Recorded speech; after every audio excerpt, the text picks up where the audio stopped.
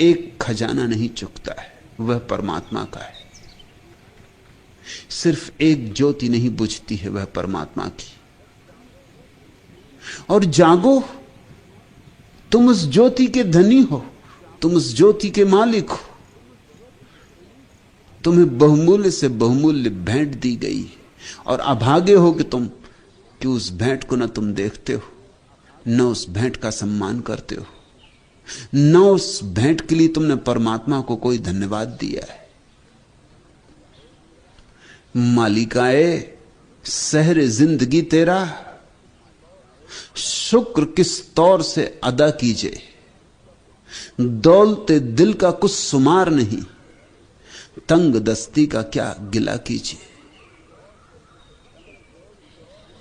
हम कंजूस हैं, ये और बात, मगर जो हमें मिला है वह अजस्त्र सोर्थ है। लुटाते जाओ तो भी लुटा ना पाओगे। बांटो कितना ही बांटो और बांट ना पाओगे। मगर हम बड़े कंजूस हैं, हम देने में बड़े कंजूस हैं। हम प्रेम भी देने में डरते हैं, हम रोशनी भी देने में डरते हैं। हमें डर लगा रहता कहीं चुक ना जाए। और हमारे डर का कारण है, हमने बाहर का गणित सीखा है। बाहर का गणित यही कि चीजें चुक जाती, कितना ही धनो चुक जाता है। अगर बांटते रहोगे तो जल्दी ही खजाने खाली हो जाएंगे। मगर तुम्हें भीतर का गणित पता ही नहीं कि भीतर का गणित बाहर के गणित से ठीक उल्टा है। बाहर का अर्थशास्त्र है कि बचाओगे तो बचेगा, बांटोगे खत्म हो जाएगा। यह सीमित अर्थशास्त्र की भाषा है, भीतर का अर्थशास्त्र भी है। और वही वस्तुतः अर्थशास्त्र है। बाहर का अर्थशास्त्र तो अनर्थशास्त्र है, भीतर का ही अर्थशास्त्र वास्तविक है। वहां का सूत्र है बांटो तो बचेगा, बचाया तो सड़ जाएगा। बांटो ज्ञान, बांटो प्रेम, बांट सको जो भी भीतर का बांटो, और तुम चकित होकर पाओगे जितना बांटते हो उतना ही बढ़ता जाता है। जिसने जितना बांटा उसने उतना पाया। मालिका इस सहरे जिंदगी तेरा, शुक्र किस तौर से अदा कीजिए। दौलते दिल का कुछ शुमार नहीं, तंग दस्ती का क्या गिला कीजिए। जो तेरे हुस्न के फकीर हुए उनको तस्वीर से रोजगार कहां। दर्द बेचेंगे गीत गाएंगे, इससे खुश वक्त कारोबार कहां। जिन्होंने एक बार तेरी संपदा देख ली, तेरी ज्योति देख ली, जो तेरे हुस्न के फकीर हुए, और जिसने एक बार तेरा सौंदर्य देख लिया, तेरी महिमा देख ली, जो तेरे हुस्न के फकीर हुए, उनको तस्वीर से रोजगार कहां। उन्हें फिर जिंदगी में कोई और कमाने जैसी चीज नहीं रह जाती। उन्होंने तो पा लिया, सब पाने का पा लिया, धनों का धन पा लिया। जो तेरे हुस्न के फकीर हुए उनको तस्वीर से रोजगार कहां। दर्द बेचेंगे गीत गाएंगे, इससे खुश वक्त कारोबार कहां। अब तो तुझे ही बांटेंगे, अब तो तेरे ही गीत गाएंगे, तेरे विरह की पीड़ा बांटेंगे, तेरे मिलन के गीत गाएंगे। जाम छलका तो जम गई महफिल, मिन्नते लुत्फ गम गुसार किसे। अश्क टपका तो खिल गया गुलशन, रंजे कम जरफी बहार किसे। जाम छलका तो जम गई महफिल। और जहां कभी ऐसा एक भी व्यक्ति हो जिसने भीतर का उजियाला देखा हो, उसका जाम छलकने लगता है, बहने लगता ऊपर से। इतनी शराब उसके भीतर होती कि बहने लगती। बुद्ध इसलिए नहीं बोले कि तुम्हें समझाना था, वह तो गौण बात है, बोलना ही पड़ा। जाम छलका तो जम गई महफिल। जीसस बोले इसलिए नहीं कि तुम्हें जगाना था, वह तो गौण बात है, वह तो परिणाम है, बोलना ही पड़ा। दिया जलेगा तो ज्योति बिखरेगी, इसलिए नहीं कि जो भटके हैं उन्हें राह मिल जाए। उन्हें राह मिल जाएगी ये और बात। और फूल खिलेगा तो रोशनी,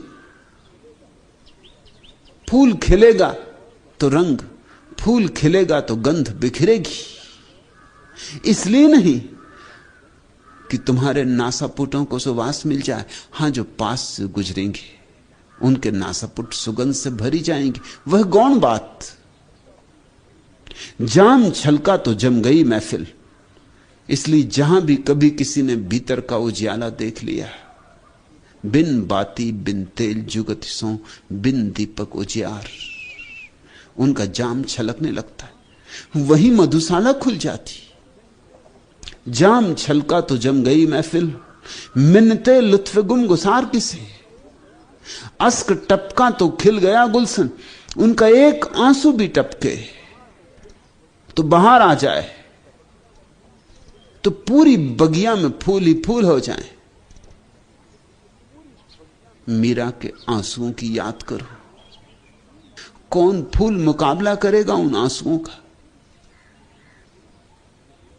अस्क टपका तो खिल गया गुलशन, रंजे कम जरफी बहार किसे, खुश नसी हैं कि चश्म और दिल की मुराद, दैर में है न खानकाह में, हम कहां किस्मत आजमाने जाएं, हर सनम अपनी बारगाह में। और ये बड़ी खुशी की बात है, ये सुषमाचार, इसे खूब गांठ बांध के हृदय में रख लेना। खुश नसी हैं कि चश्म और दिल की मुराद, दैर में है न खानकाह में, न तो वो मंदिर में है ना वो मस्जिद में। ये खुश नसीब हो तुम। कहीं मंदिर में होता तो बहुत मुश्किल हो जाती, पंडित पुरोहित तुम्हें वहां तक पहुंचने ही ना देते। मैंने सुना है कि एक निग्रो एक रात एक चर्च के द्वार पर दस्तक दिया, लेकिन चर्च था सफेद चमड़ी वालों का। पादरी ने द्वार तो खोले, लेकिन पादरी डरा। यद्यपि यही पादरी रोज रोज प्रवचन देता था कि सब परमात्मा के बेटे हैं, एक ही परमात्मा के बेटे। और यही पादरी रोज रोज समझाता था कि अपने पड़ोसी को वैसा ही प्रेम करो जैसा अपने को। और यही पादरी यह भी कहता था कि परमात्मा प्रेम है। लेकिन ये काला आदमी, ये निग्रो रात चर्च के द्वार पर दस्तक देगा। पादरी थोड़ा डरा, वह चर्च तो सफेद चमड़ी वालों का था। उस निग्रो ने कहा, मुझे भीतर आने दो। तुम्हारी बातें सुन सुन के मेरी हिम्मत बढ़ गई है। तुम कहते हो प्रेम परमात्मा, तुम कहते हो पड़ोसी को प्रेम करो जैसा अपने को प्रेम करते। मैं भी पड़ोसी हूं तुम्हारा। और तुम कहते हो सभी उसकी संतान है, मैं भी उसकी संतान हूं। मुझे भीतर आने दो। मेरे हृदय में भी बड़ी पुकार उठी है और मैं उसकी प्रार्थना करना चाहता हूं। पादरी एकदम ना भी ना कह सका, क्योंकि कैसे झुठलाए उन सारी बातों को जो उसने हमेशा कही। और हां भी ना कह सका, क्योंकि वे तो बातें ही थी, वे तो करने के लिए अच्छी थी।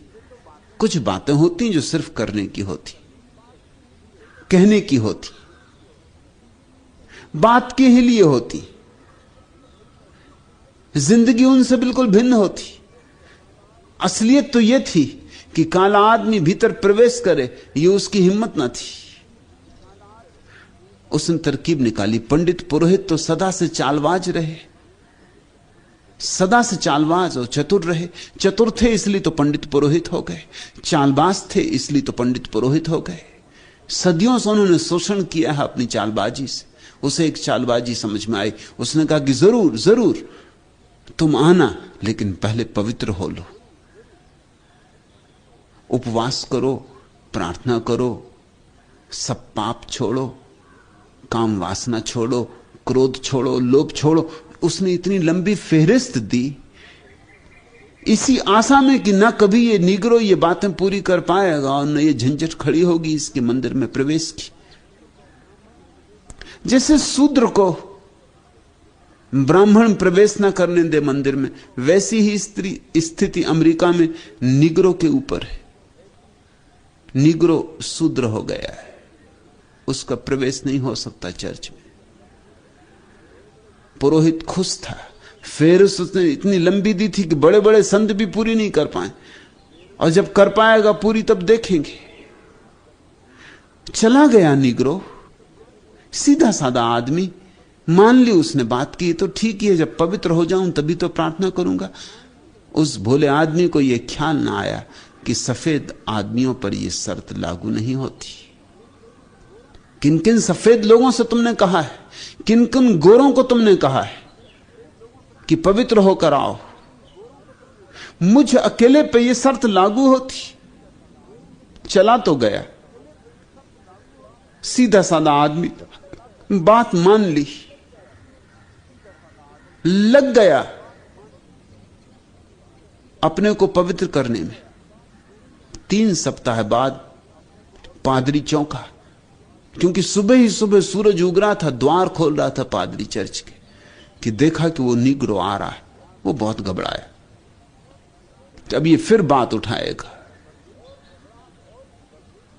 और घबराहट और भी बढ़ गई, क्योंकि उस नीग्रो के आसपास पवित्रता का एक ऐसा आभा मंडल था जैसा कि इस पादरी ने कभी नहीं देखा था। इसने तो आभा मंडल देखे थे केवल संतों की तस्वीर में, उस नीग्रो के चारों तरफ आभा मंडल था। एक अपूर्व अंतर्ज्योति से दैदीप्यमान वह नीग्रो चला आता था। उसे किस मुंह इंकार करेगा? अब तो बड़ी मुश्किल हुई जाती, लेकिन वो नीग्रो आया, द्वार के बाहर ही खड़ा हुआ, हंसा और वापस लौट गया। पादरी तो और भी चौंका कि बात क्या हुई, भागा, उस नीग्रो को पकड़ा, कहा कि क्या बात है, हंसे क्यों, लौट क्यों चले, पूछा क्यों नहीं मंदिर में आने के लिए? उस नीग्रो ने कहा, कल रात परमात्मा प्रकट हुआ। 3 सप्ताह से उपवास करता था, प्रार्थना करता था, पूजा करता था, बस उसकी ही याद में लगा दिए थे 3 सप्ताह। तुमने जो कहा था, कल रात परमात्मा प्रकट हुआ और कहने लगा, पागल, तू उस चर्च में जाने की फिक्र छोड़। मैंने पूछा क्यों, तो परमात्मा ने कहा, अब तू नहीं मानता तो तुझे बता देता हूं। उस चर्च में जाने की तो मैं भी कई सदियों से कोशिश कर रहा हूं, वो मुझे भी भीतर नहीं घुसने देते। वो तुझे क्या भीतर घुसने देंगे? मंदिर खाली पड़े, मस्जिदें खाली, चर्च खाली, गुरुद्वारे खाली, सिनगाग खाली, सदियां हो गई, परमात्मा को भी वहां प्रवेश नहीं। लेकिन यह अच्छा ही है, खुश नसी हैं कि चश्म और दिल की मुराद, कि हमारे अंतरतम की आकांक्षा और हमारी आकांक्षा, आंखों की आकांक्षा, उसके दर्शन की इच्छा और दिल को उसके दिल में डुबा देने की इच्छा। खुश नसी हैं कि चश्म और दिल की मुराद, दैर में है न खानकाह में, अच्छा ही है कि वो हमारी आंखों का प्यारा, आंखों का तारा और हमारे दिल की प्यास न तो मंदिरों में है न मस्जिदों में। हम कहां किस्मत आजमाने जाएं, अब कहीं और भाग्य को आजमाने की जरूरत नहीं। हर सनम अपनी बारगाह में, अपने भीतर, अपनी बाहों में है। बिन बाती बिन तेल जुगत सो, बिन दीपक उजियार, प्राण प्रिया मेरे ग्रह आयो, रचि रचि सेज समार। ऐसी तुम्हें जरा सी स्मृति आ जाए तो बस प्राण पिया आ गया। प्राण पिया मेरे ग्रह आयो, रचि रचि सेज समार। अब समारो सेज को, नहीं करो, इस देह को उसके योग बनाओ। इस मन को उसके योग्य बनाओ। उसने द्वार पर दस्तक दे दी। जैसे ही स्मरण आया कि वह मेरे भीतर है, मेरी बाहों में है, मेरे पास है, मुझसे भी ज्यादा पास है, मैं भी इतने पास नहीं जितना वह मेरे पास है। जैसे ही ये सवाल, जैसे ही ये समझ तुम्हारे भीतर तरंग लेने लगे, अब तैयारी करो, अब सजाओ, सेज को सजाओ। प्राण प्रिया मेरे गृह आयो, रची रची सेज समार। सुखमन सेज कैसे सजाओगे सेज? समाधि उसकी सेज है। तुम्हारे भीतर से सारी समस्याएं गिर जाएं और समाधान का उदय हो जाए तो फूलों से सज गई सेज। समाधि उसकी सेज है। और समाधि तक पहुंचने का रास्ता संतुलन। सुखमन सेज परम तत् रहिया। योग की भाषा में 3 नाड़ियां हैं, इड़ा, पिंगला, सुषुम्ना। इड़ा एक तरफ, पिंगला दूसरी तरफ, अतियां मध्य में है सुषुम्ना। छोड़ दो और मध्य में आ जाओ, जिसको बुद्ध ने कहा है मध्यम निकाय, बीच में आ जाओ। पाइथागोरस ने जिसको कहा है स्वर्ण नियम, मध्य में आ जाओ। न बाएं झुको न दाएं झुको, न त्याग न भोग, मध्य में आ जाओ। न बहुत खाओ न उपवास करो, मध्य में आ जाओ। न संसार में आसक्ति रखो न विरक्ति रखो, मध्य में आ जाओ। न तो संसार में ही डूब रहो और न संसार से भग, जैसे जल में कमलवत।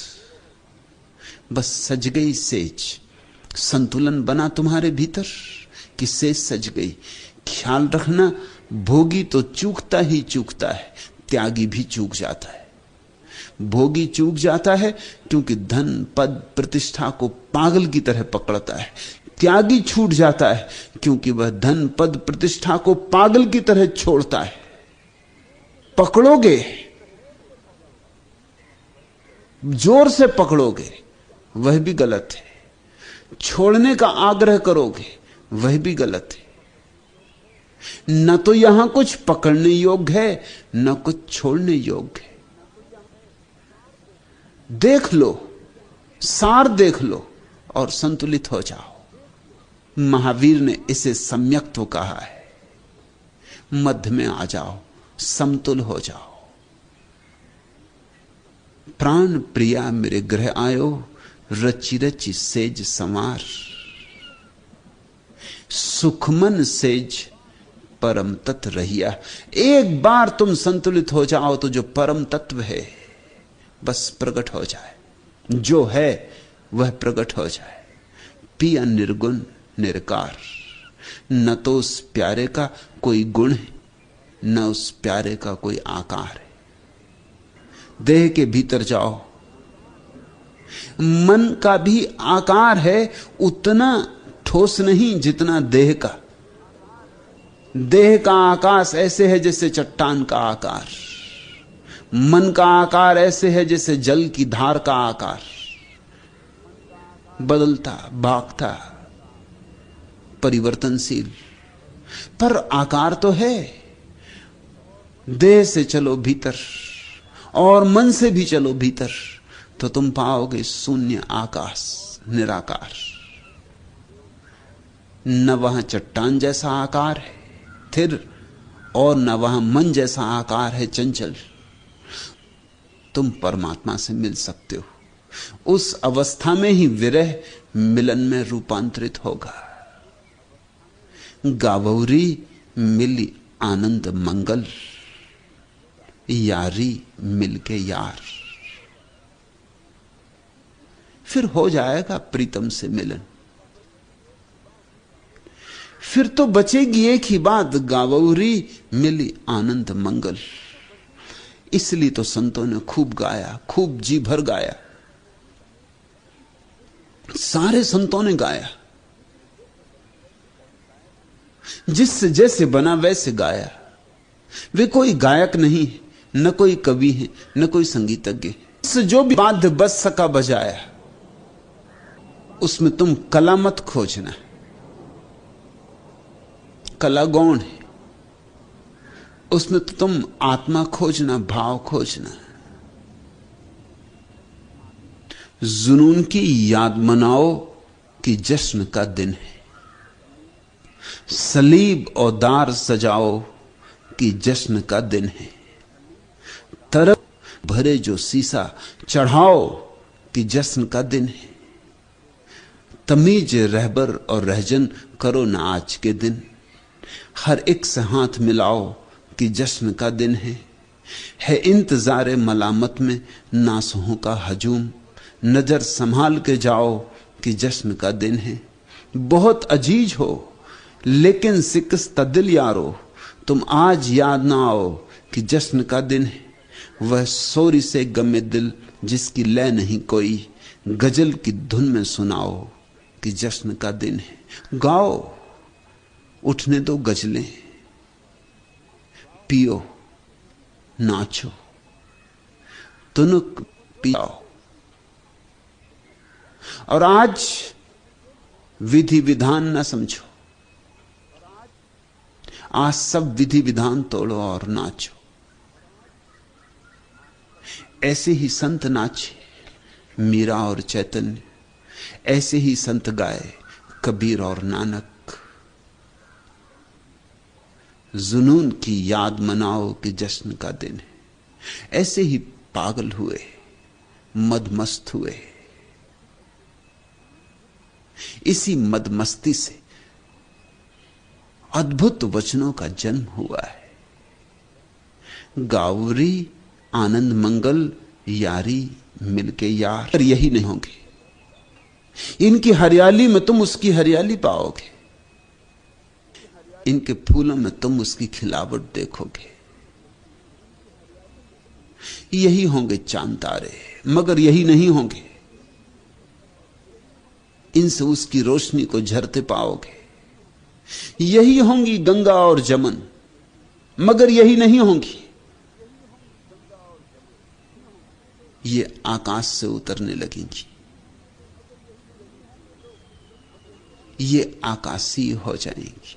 यही होंगे लोग, मगर यही नहीं होंगे, क्योंकि इनके भीतर जो छिपा है उसका तुम्हें दर्शन होने लगा। भीतर देखते हो। तुम न आए थे तो हर चीज वही थी कि जो है।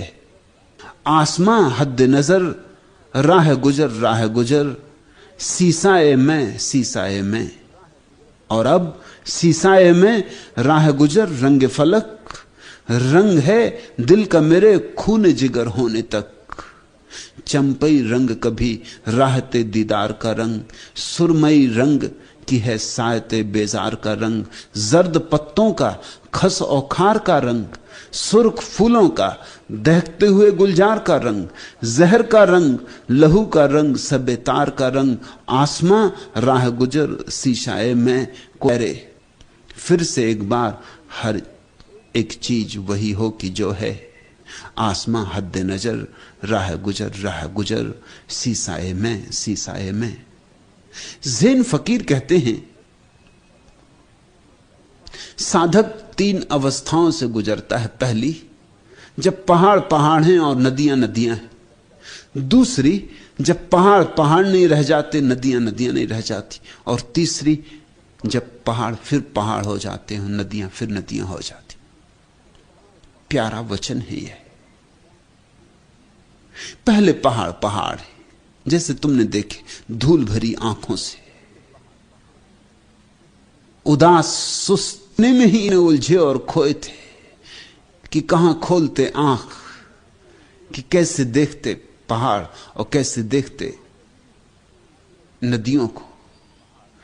फिर चित्त शांत होता है, विचार शून्य होने लगते हैं, ध्यान की दशा आती, और अचानक पहली दफा भीतर का जंजाल समाप्त हो जाता है, शोरगुल बंद हो जाता है और जगत की रौनक बदल जाती। इसलिए जैन फकीर कहते हैं पहले पहाड़ पहाड़ थे, नदियां नदियां थी, फिर ऐसी घड़ी आई कि पहाड़ पहाड़ ना रहे, नदियां नदियां ना रही, सब बदल गया। वह ध्यान की अवस्था, सब नया हो गया, सब ऐसा हो गया। जब तुम वही नहीं हो तो संसार भी वही नहीं। नरक है तो यहां, स्वर्ग है तो यहां, मोक्ष है तो यहां, सब तुम्हारी चित्त की दशाएं। तुम ना आए थे तो हर चीज वही थी कि जो है।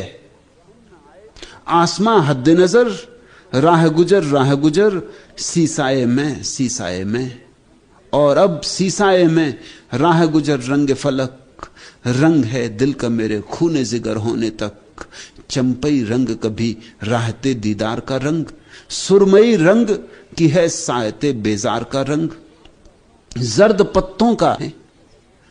अब जो आए हो तो ठहरो कि कोई रंग, कोई रुत, कोई शय एक जगह पर ठहरे। फिर से एक बार हर एक चीज वही हो कि जो है। आसमां हद नजर, राह गुजर, सीसाए में। प्यारा आ जाए एक बार तो जरूरी नहीं कि रुके। बहुत बार झलकें आएंगी और झलकें जाएंगी। उस अवस्था का नाम ध्यान है। जब झलक आती झलक जाती, और जब प्यारा ठहर जाता, उस अवस्था का नाम समाधि है। फिर कोई जाना नहीं, फिर कोई आना नहीं। रसना राम कहते थाको, मैं तो खूब जपा, खूब थक गया। असल में राम राम दोहराने से सिवाय थकान के कुछ और मिलता भी नहीं। राम राम जपने से थक जाते हो, उसी थकने को तुम विश्राम समझ लेते हो। थकान और विश्राम में बड़ा भेद है। थकान नकारात्मक अवस्था है, विश्राम विधायक अवस्था है। थकान है टूटकर गिर पड़ना, नहीं। इसलिए अनेक लोगों को यह ख्याल है मंत्र जाप से बड़ा विश्राम मिलता है। मंत्र जाप से विश्राम नहीं मिलता। मंत्र जाप से तुम थक जाते हो, मन थक जाता है। थकान से निद्रा आ जाती। इसलिए मंत्र जिनको नींद नहीं आती उनके लिए बड़ा सम्यक उपाय है। और यह कोई आश्चर्य की बात नहीं कि महर्षि महेश योगी जैसे लोग जो सिर्फ मंत्र सिखाते हैं, अमेरिका जैसे देश में काफी अनुयायी खोज लेते, क्योंकि अमेरिका नींद की बीमारी से परेशान, नींद आती नहीं, अनिद्रा। और ठीक ही है कि नींद की दवा लेने की बजाय तो राम राम जप के नींद ले आना ठीक है, मैं भी पक्ष में हूं। मगर ख्याल रहे यह कोई ध्यान नहीं। ये तो ऐसे ही है जैसे कि बेटा नहीं सोता, छोटा बच्चा नहीं सोता, मां लौरी गाती, लौरी में ज्यादा शब्द नहीं होते, मंत्र जैसी होती लौरी, वही वही सब दोहराना पड़ता। राजा बेटा सो जा, राजा बेटा सो जा, राजा बेटा सो जा। राजा बेटा सुनते सुनते घबरा जाता है, सुनते सुनते थक जाता है कि ये भी क्या लगा रखा, राजा बेटा सो जा, राजा बेटा सो जा। एक ही लय, एक ही धुन, उदार थी, और राजा बेटा भाग भी नहीं सकता, भाग के जाए भी कहां।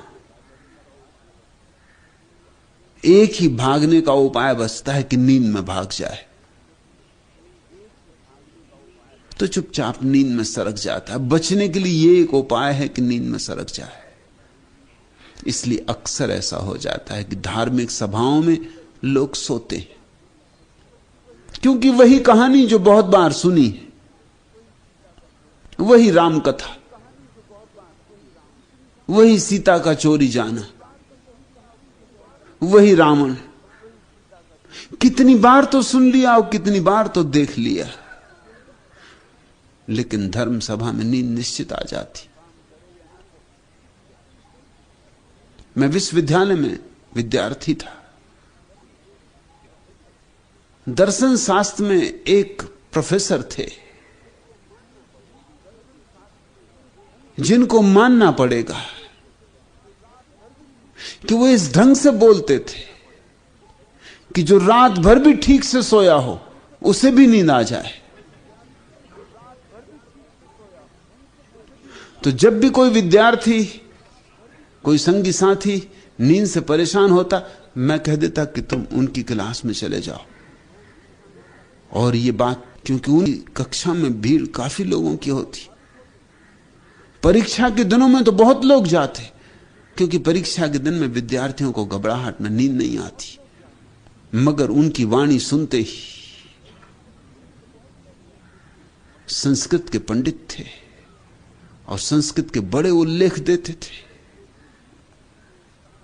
और एक स्वर में बोलते थे, जैसे एक तारा बजता है ऐसे बजते थे, किसी को भी नींद आ जाती थी।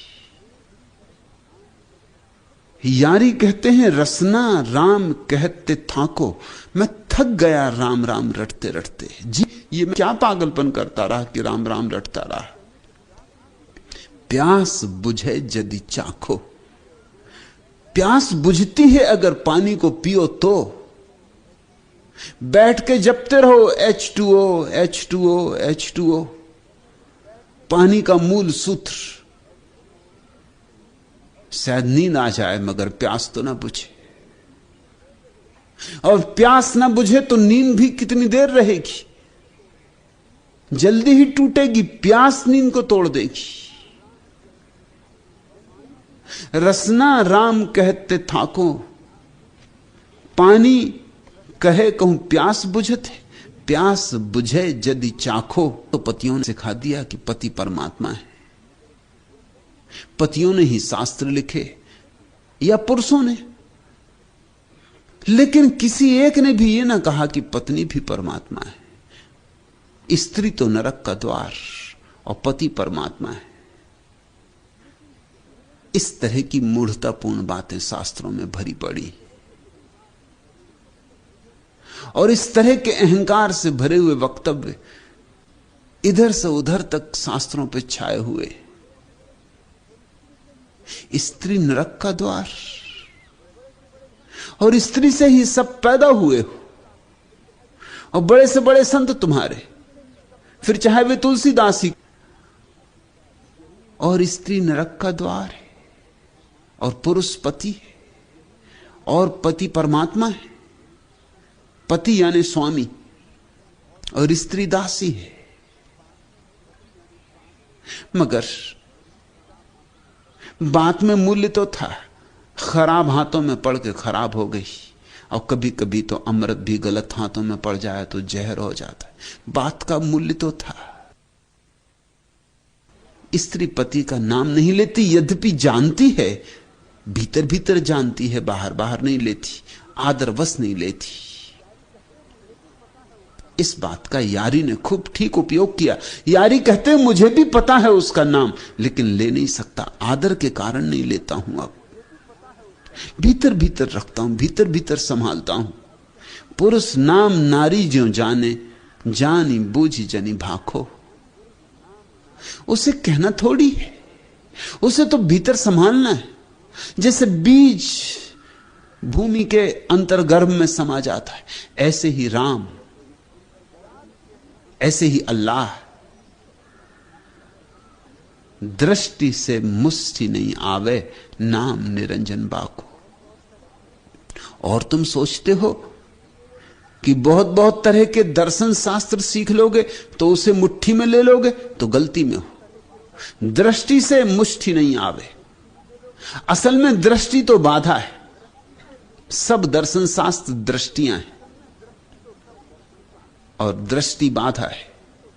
आंख होनी चाहिए दृष्टि से मुक्त, पक्षपात से मुक्त। दृष्टि यानी पक्षपात। हिंदू की दृष्टि, मुसलमान की दृष्टि, जैन की दृष्टि, ये सब दृष्टियां हैं। नए देख कि वह किसी चौखट में नहीं आता, वह निराकार है। तुम्हारी दृष्टि का आकार है, वह निशब्द है। तुम्हारी दृष्टि शब्दों से बनी है, वह अज्ञेय है। तुम्हारी दृष्टि ज्ञान का हिस्सा है और सब ज्ञान उधार है, सब बासा है, दूसरों से सीख लिया है। दृष्टि से मुष्टि नहीं आवे। इसलिए जिसका भी कोई पक्षपात है, जो कहता है ऐसा हो परमात्मा, ऐसा ही है परमात्मा, कि उसके 4 हाथ हैं, कि 3 सिर हैं, कि सूंड है उसकी हाथी जैसी, जिसने कोई दृष्टि बना ली है वह तो ही लोग हैं, मैं झुक सकता। उन्होंने एक दृष्टि बना ली कि परमात्मा को धनुष बाण लिए ही होना चाहिए। अब धनुष बाण कोई बड़ा सुंदर प्रतीक भी नहीं है, हिंसा का प्रतीक है, हत्या का प्रतीक है। धनुष बाण सुसंस्कृत भी नहीं है, लेकिन बस तुलसीदास को एक दृष्टि बन गई कि धनुष बाण वाले राम को ही झुकूंगा, मुरली वाले कृष्ण के सामने न झुक सके। मुरली कहीं ज्यादा महत्वपूर्ण प्रतीक है, मुरली कहीं अति बहुमूल्य है। धनुष बाण तो राजनीति का प्रतीक है, युद्ध का प्रतीक है। बांसुरी तो प्रेम का प्रतीक है, लेकिन बांसुरी हाथ में लिए कृष्ण के सामने तुलसीदास नहीं झुके, ऐसा नाभादास ने अपने संस्मरणों में लिखा है। कहा कि नहीं, जब तक धनुष बाण हाथ न लोगे तब तक नहीं झुकूंगा।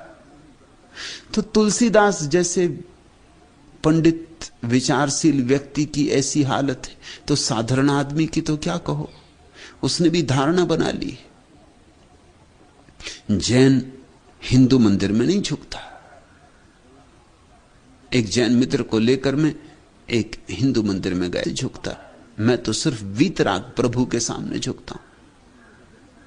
यहां तो रामचंद्र जी सीता जी के साथ खड़े, वीतराग नहीं है। मैं तो वीतराग प्रभु, ये तो राग है, ये तो आभूषण पहने खड़े, मुकुट बांधा हुआ है। मैं नहीं झुकूंगा। मैं तो वीतराग दिगंबर प्रभु के सामने झुकता हूं, अरिहंत के सामने झुकता हूं, निर्ग्रंथ के सामने झुकता हूं। बात ही चूक गए।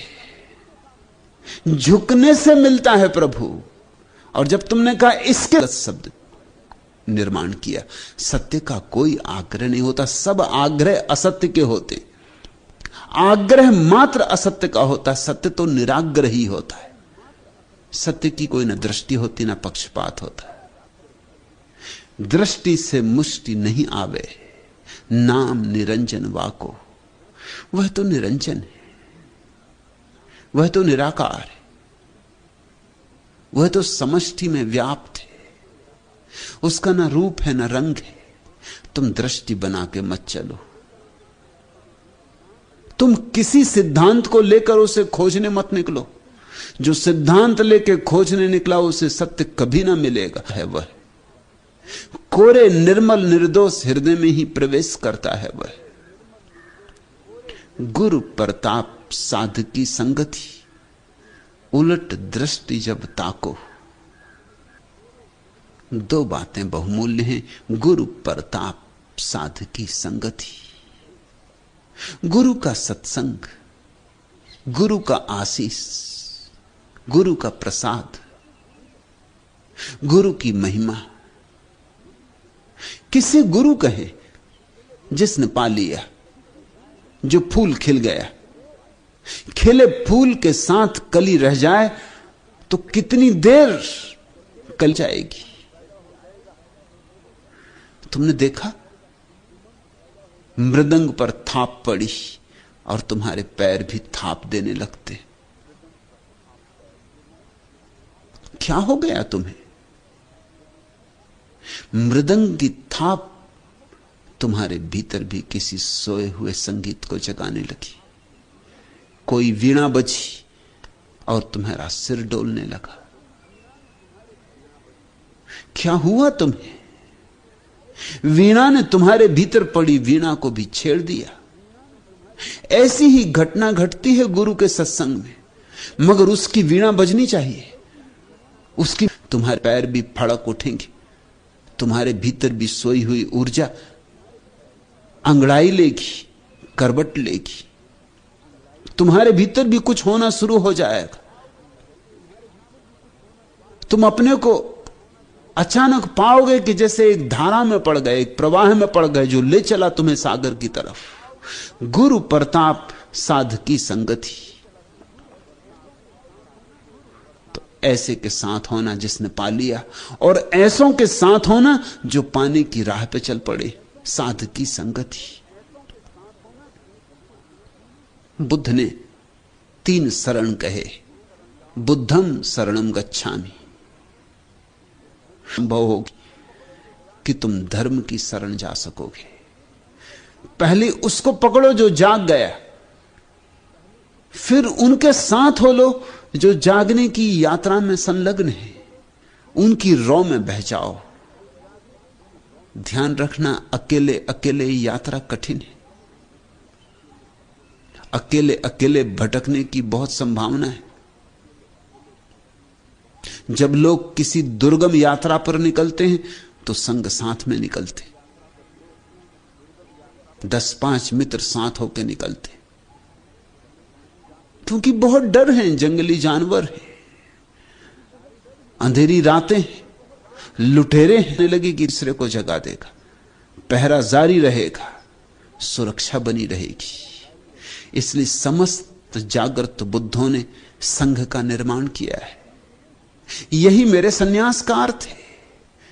मेरा साथ तो तुम्हें मिले ही, लेकिन साध संग भी मिले, सन्यासियों का रंग भी मिले। और जहां बड़ी उतंग लहर चल रही हो, जहां बहुतों ने अपनी बूंदों को मिला के एक उतंग लहर बनाई हो, अगर तुम उस पर चढ़ जाओ तो बहुत यात्रा आसान हो जाएगी। ऐसा ही समझो ना, नदी में छोड़ते हैं नाव को, और अगर हवा जा रही हो तो पाल खोल देते। सत्य खोज में संलग्न होते हैं तो हवाएं बहती हैं परमात्मा की तरफ। समझदार आदमी अपनी नाव का पाल उनके साथ खोल लेता है। चश्मे मैगू जरा इधर कर दे, दस्त कुदरत को बेअसर कर दे। तेज है आज दर्द दिल साकी, तलखी एम्मे को तेजतर कर दे। जो से वैसत है तिसना काम अब तकमी आरजू मालूम, हो सके तो यूं ही बसर कर दे। चश्म मैगू जरा इधर कर दे, मद भरी आंख जरा इधर कर दे। दस्त कुदरत को बेअसर कर दे, और प्रकृति का जो मेरे ऊपर प्रभाव है उसे बेअसर कर दे। सदगुरु की आंख हो जाए तुम्हारी तरफ। चश्म मैगू जरा इधर कर दे। उसकी आंख में मद भरा है परमात्मा का, उसकी आंख में शराब ढल रही परमात्मा की। सदगुरु की आंख तुम्हारी तरफ हो जाए तो बड़ी आसान है बात कि वो जो प्रकृति की तुम्हारे ऊपर बड़ी जकड़ है वो तत्क्षण ढीली हो जाए। ताजा अपनी मस्ती को और मेरी तरफ और गहरे में, मेरी अंतरात्मा में अपनी आंख को डालता जा। जो से वैसत है तिसना काम अभी, चाके दामन को ताजेगर कर दे। मेरी किस्मत से खेलने वाले मुझको किस्मत से बेखबर कर दे। लुट रही है मेरी मताए नियाज, काश वह इस तरफ नजर कर दे। बस एक ही प्रार्थना है, एक ही श्रद्धा है कि काश वह इस तरफ नजर कर दे।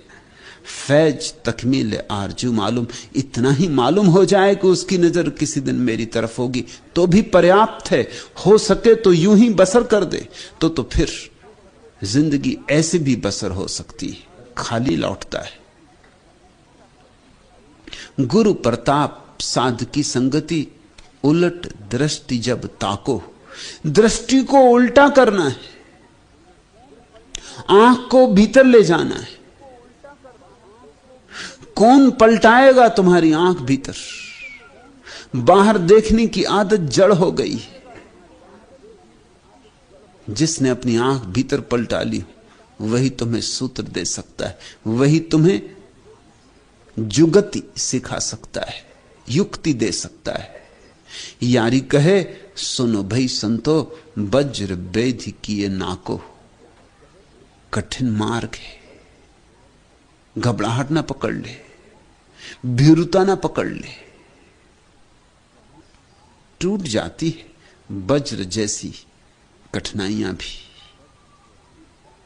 चश्म नम जाने सोरीदा काफी नहीं, तुहमते इश्क पोशीदा काफी नहीं। आज बाजार में पावजोला चलो, चश्म नम जाने सोरीदा काफी नहीं, उद्विग्न प्राण ही पर्याप्त नहीं। तुहमते इश्क पोशीदा काफी नहीं। जौला चो, जंजीर है पैर में सही, जंजीर बांधे ही चलो, दफ्त अफसा चलो, मस्त।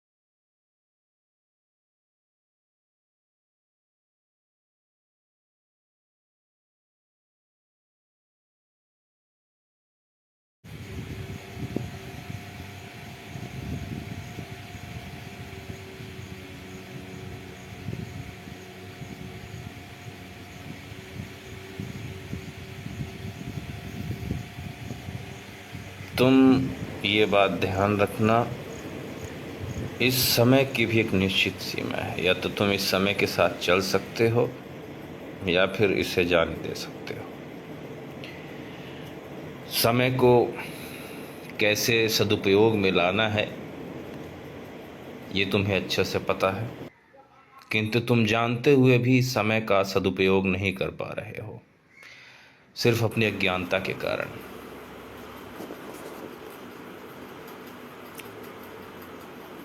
समय का महत्व बिल्कुल हमारे ऑक्सीजन की तरह है। समय की कीमत को समझो।